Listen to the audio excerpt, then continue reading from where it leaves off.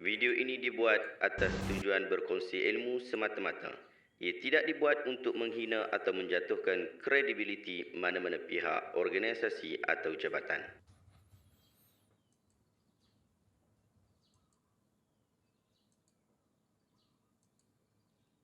Assalamualaikum warahmatullahi wabarakatuh. Saya Syihabuddin. Terima kasih banyak kerana anda berada di channel YouTube saya dan terima kasih banyak jika anda telah tekan butang subscribe. Kalau belum tekan butang berkenaan, tekan butang itu sekarang. Jika ada video-video yang bermanfaat, insya-Allah akan ada di feed YouTube anda. Sahabat-sahabat, baru-baru ni jadi isu lagi, dah kita masuk PRN, Pilihan Raya Negeri untuk 6 negeri ni. Ada isu lagi berkaitan tentang ke syurga, ke neraka dan seumpama dengannya, sedangkan kita dah beri peringatan sebelum ni. Kita tengok dulu apa yang menjadi isu pada hari ini. Ini yang anda tengok ini adalah poster ataupun banner yang telah dibuat bersempena dengan Pilihan Raya Negeri kali ini, PRN dengan isu bersama ke syurga dan seumpama dengannya. Jom kita berikan reaction berkaitan tentang isu ni. Sahabat-sahabat, sebelum ni saya ada buat satu video khas yang memberikan peringatan agar calon-calon tidak menggunakan isu agama dan bangsa secara sewenang-wenangnya. Tetapi semalam ada seorang sahabat dia tanya tentang kenyataan billboard yang dibuat oleh seorang calon yang memaparkan perkataan bersama syurga yang kita tengok tadi. Poster ini ialah poster politik dengan maksud mengajak orang untuk mengundi beliau ketika pilihan raya nanti. Oleh itu ditulis dan dihiasi seluruh poster besar itu dengan kata-kata yang dapat mempengaruhi pengundi. Saya nak kata termasuklah kenyataan bersama ke syurga. Saya nak kata bahawa kenyataan itu salah secara total, pastinya tidak. Kerana kita semua nak ajak orang sama-sama ke syurga. Allah Ta'ala sebut di dalam surah At-Tahrim ayat 6, Allah Ta'ala kata, Ya ayyuhalladzina amanu qu anfusakum wa ahlikum nara wa quduhan nas wal hijara 'alaiha malaikatun ghiladun shidadun la ya'sunallaha ma amarahum wa yaf'aluna ma yu'marun. Wahai orang-orang yang beriman, peliharalah diri kamu dan keluarga kamu daripada api neraka yang bahan bakarnya adalah manusia dan batu. Penjaganya malaikat-malaikat yang kasar dan keras yang tidak durhaka kepada Allah terhadap apa yang dia perintahkan kepada mereka, dan malaikat-malaikat ini selalu mengerjakan apa yang diperintahkan. Surah At-Tahrim ayat 6. Jadi secara konsep asas bagi seluruh umat Islam, kita nak bawa diri kita, anak-anak kita, keluarga kita, masyarakat kita kepada syurga. Kita nak bersama-sama ke syurga. Cuma saya ada satu kebimbangan terhadap billboard tadi kerana ia bertujuan politik. Boleh jadi ia boleh memesongkan kefahaman sebahagian umat Islam sehingga menepikan aspek-aspek penting lalu mengutamakan perkataan sahaja. Semalam juga saya ada mendengar satu potongan video yang bagus. Jadi saya nak ajak anda untuk kita dengar video ni. Tetapi sebelum itu, saya nak jelaskan kepada anda bahawa saya bukan ahli kepada mana-mana parti politik dan saya tidak walak kepada mana-mana parti politik. Jadi kalau hari ini saya undi parti A, esok mungkin saya undi parti B. Jom kita tengok video berkenaan sama-sama. Yang ditekan dalam agama, saya boleh sebutkan di sini bahawa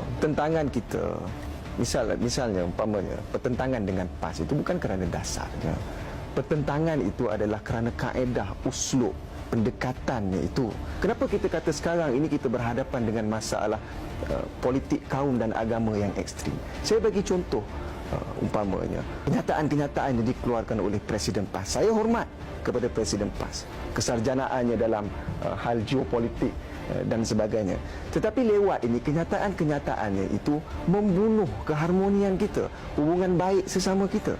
Bagaimana kita boleh menggelar satu pihak yang lain itu sebagai tidak beriman, tidak beroleh hidayah. Yang terakhir itu disebut sebagai kita ini walak kepada orang bukan Islam, walak kepada dia. Saya nak tanya, apakah corak pemerintahan Islam yang didambakan oleh PAS?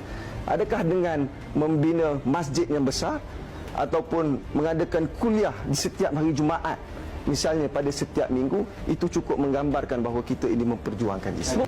Adakah dengan meletakkan slogan membangun bersama Islam itu sudah cukup untuk membuatkan kita ini memperjuangkan sebuah entiti ataupun negara ataupun negeri yang mengamalkan konsep pentadbiran Islam? Sebab itu saya kata, ianya kita tak boleh lagi gunakan sentimen agama dan sentimen kaum ini sebagai retorik politik. Ini bahaya dia. Kerana di akhirnya, apa dia tuntutan agama? Tuntutan agama itu ialah menegakkan keadilan sosial, memastikan perkara asas yang perlu rakyat ada itu dipenuhi. Saya bagi contoh, sekarang ni ada istilah baru yang cuba diperkenalkan oleh rakan-rakan daripada PAS itu menyebut bahawa kerajaan hari ini adalah kerajaan kakistokrat. Disebut kerajaan yang tidak ada keupayaan untuk memerintah. Bayangkan, kerajaan ini baru ditubuhkan 7 bulan. Tetapi di pihak sana dia expect untuk kita selesaikan banyak masalah dalam negara ini. Saya nak tanya, apa jadi 33 tahun pada Kelantan? Tentang soal air, soal asas, soal daruri yang ditekan dalam agama. Kalau kita ini faham tentang konsep, sebenarnya kalau kita faham, Saudara Lokman, kalau kita faham tentang konsep maqasid yang kita perjuangkan tentang soal Islam tu, kalau kita hayati dan kita maknai konsep maqasid tu, yang 3 disebut daruriyah, hajiah, tahsiniyah. Air ini ialah soal daruriyah, tetapi 33 tahun tak selesai. Sebab apa tak selesai? Sebab kalau ikut jawapan daripada Tuan Ibrahim Tuan Man, mantan Menteri Air, sebut bahawa kegagalan punca masalah air di Kelantan ni ialah disebabkan oleh masalah pengurusan dan juga tata kelola. Jadi sebab itu penekanan politik kita pada hari ini ialah tidak lagi berkisar tentang soal kaum, tidak lagi berkisar tentang soal agama. Penekanan kita ialah tentang soal integriti, tata kelola, pengurusan. Alhamdulillah kita telah menonton video berkenaan juga. Bagus. Saya kira ini adalah video yang baik untuk dijadikan muhasabah kepada semua parti politik dan calon wakil rakyat daripada kalangan umat Islam. Saya yakin isu-isu agama di negara ini telah mempunyai mekanisme yang bagus, yang padu di dalam menjaganya. Ia bermula daripada peringkat tertinggi iaitu agung dan raja-raja sehinggalah kepada badan kehakiman, kepeguaman, jabatan agama dan agamawan. Sekiranya berlaku penindasan, penentangan terhadap agama ataupun sesuatu perkara yang mencari agama, badan-badan ini telah disiap-siagakan untuk menjaga agama. Tetapi di samping itu, isu-isu rakyat seperti isu air, tanah, peningkatan kos sara hidup, kekurangan kualiti kerja, ketinggalan dalam pendidikan, masalah sosial dan pergaulan bebas, penjajahan pemikiran dan hedonisme yang melampau di media-media sosial adalah perkara-perkara penting yang perlu juga diberikan perhatian. Kita perlukan negeri yang kuat menjaga kebajikan rakyat. Kita mahukan pemimpin yang menjaga rakyat, melihat kepada keperluan rakyat. Kita juga perlukan ketua dan pemimpin yang boleh diharapkan. Kerana itulah agenda yang mahu dibawa oleh agama kita. Dan saya nak tutup perbahasan kita hari ini dengan kenyataan daripada Dr. Rozami Ramli yang saya kira sangat okey dan sangat penting dan sangat berkait rapat dengan isu yang kita bincang hari ini. Dan satu lagi, ini benda saya nak tegur juga ni. Saya tengok kempen-kempen PRU ni pun laju juga. Kan? Ini waktu PRU Kadang-kadang terlajak sikit. Bila mana kita rasa perjuangan agama tu datang daripada kumpulan kita saja. Ini bahaya. Kita boleh tawarkan kepada rakyat yang kita akan memberikan khidmat yang terbaik. Tetapi jangan sekali-kali ingat Islam tu mesti menang atas tangan kita. Tak semestinya. Kerana kadang-kadang Islam tu boleh menang di atas tangan orang lain. Sebab itu Nabi SAW pernah bersabda dalam sebuah hadis. Nabi kata apa? Innallaha la yu'ayyidu hadzal din birajulin fajir. Allah Subhanahu wa taala memenangkan, boleh jadi memenangkan agama ni dengan seorang lelaki yang jahat. Maksudnya dia tu jahat, tapi boleh jadi Islam menang di atas tangan dia. Nak bagi tahunya apa? Nak bagi tahu supaya kita yang tak berapa nak jahat ni, ada orang jahat lagi pada kita kan. Tapi ni bukan ujub. Tapi kadang-kadang kita rasa aku bagus lagi kot. Kadang-kadang ada rasa tu kan, kumpulan aku bagus lagi kot, parti aku Islamik lagi kot. Kadang-kadang kita rasa kitalah yang paling Islamik, orang lain buat semua tak Islamik. Tolak terus. Sedangkan kebenaran itu boleh datang daripada mana-mana pun kan. Islam tidak terkurung dalam satu mazhab fiqh. Kebenaran boleh datang daripada mazhab Hanafi, kebenaran boleh datang daripada mazhab Maliki, kebenaran boleh datang daripada mazhab Syafi'i, kebenaran boleh datang daripada mazhab Hambali. Kadang-kadang dalam masalah ni Hambali betul, kadang-kadang dalam masalah ni Syafi'i betul, kadang-kadang dalam masalah ni Maliki betul, kadang-kadang dalam masalah tu Hanafi betul. Maksudnya kebenaran ni boleh datang daripada mazhab yang pelbagai. Takkanlah dalam mazhab yang lebih besar daripada kumpulan parti pun kadang-kadang kebenaran tak datang di atas sekolah pemikiran dia. Takkan Islam ni terkurung ataupun terhimpun hanya pada satu kumpulan parti saja. Ini bukan kempen politik dah, tapi nak bagi seimbang kepada pengikut-pengikut. Ini bukan saya nak tegur sangat orang bertanding ni. Orang bertanding memang nak sokongan, tapi kadang-kadang orang yang pengikut ni lebih-lebih kadang-kadang. Sampai satu video kat saya kemarin, satu video rakaman, tak tahulah bila ucapan tu. Nampak video macam lama, tapi dia berceramah. Dia kata mati dalam solat tu bagus, tapi mati dalam mesyuarat parti dia lagi bagus. Ai, hang punya gebang. Hang punya gebang slow-slow sikit. Mesyuarat parti je pun. Kan takkan nak cerita mesyuarat parti tu macam ribat fi sabilillah. Beza tu. Tapi tak ada pahala lah ustaz. InsyaAllah kalau untuk memenangkan dan mengangkat syiar tu adalah pahala. Buang duri kat jalan pun ada pahala. Ada pahala. Kalau buat kebaikan tu ada pahala. Tapi jangan overclaim. Itu saja saya minta. Jangan overclaim. Overclaim. Lebih-lebih sangat. Takut kita bimbang. Lama-lama dia akan jadi satu doktrin. Dia akan jadi satu doktrin. Apa dia?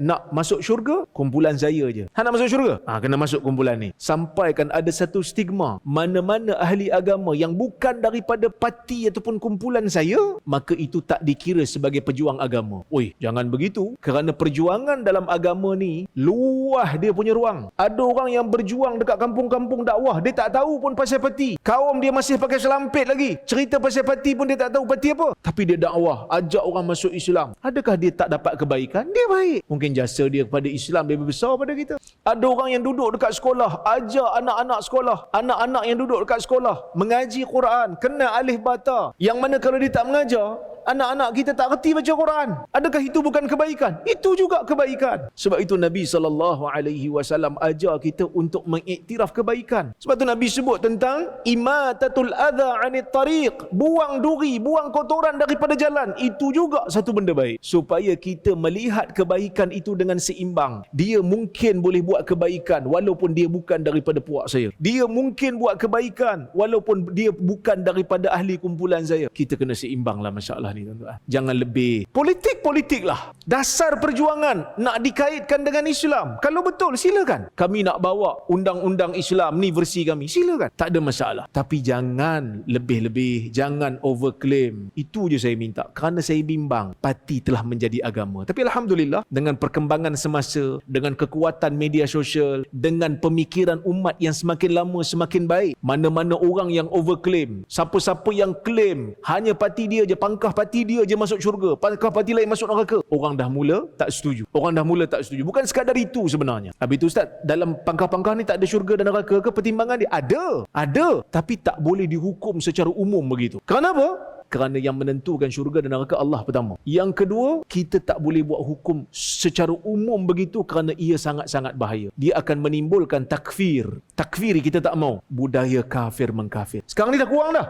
Alhamdulillah, parti tersebut pun ambil tindakan pada orang yang bercakap tu. Kan, ambil tindakan. Dan ada seorang artis pun cakap pasal nak sembelih kafir harbi dan sebagainya. Dia pun akhirnya minta maaf. Kadang-kadang kita faham semangat tu kita faham, tapi semangat mesti didasari dengan ilmu dan mesti kita faham. Kadang-kadang dalam nak semangat dengan agama ni, kita kena hati-hati dengan talbisu iblis. Iblis boleh masuk. Iblis tu dia boleh masuk. Dan dalam beragama ni, yang merosakkan sifat orang yang nak beragama, iblis akan guna, saya sebut tadi, kekuatan kita. Caranya macam mana? Dengan menjahilkan kita terhadap agama ataupun melampaukan kita terhadap agama. Dua benda ni merosakkan ahli kitab. Nasrani dengan kejahilannya akhirnya rosak. Yahudi dengan ghulu, melampaunya dan akhirnya rosak. Jadi benda ni kita tak mau berlaku dalam agama kita Islam. Sebab tu kena ada sifat nasihat menasihati. Alhamdulillah, kita telah menonton video-video berkenaan sesama dan terima kasih banyak. Dan moga-moga kita dapat manfaat daripada video-video yang kita kompilasikan hari ini juga terhadap isu yang ada pada hari ini. Moga-moga akhirnya kita dapat ambil manfaat dan kita dapat sebarkan kepada orang lain. Terima kasih banyak. Jumpa lagi dalam video reaction seterusnya. Saya cadangkan anda untuk dapatkan buku yang seletak dekat bahagian description di bawah. Tekan butang link berkenaan untuk bersama-sama kita dalam projek memadaikan umat dengan ilmu. Assalamualaikum warahmatullahi wabarakatuh.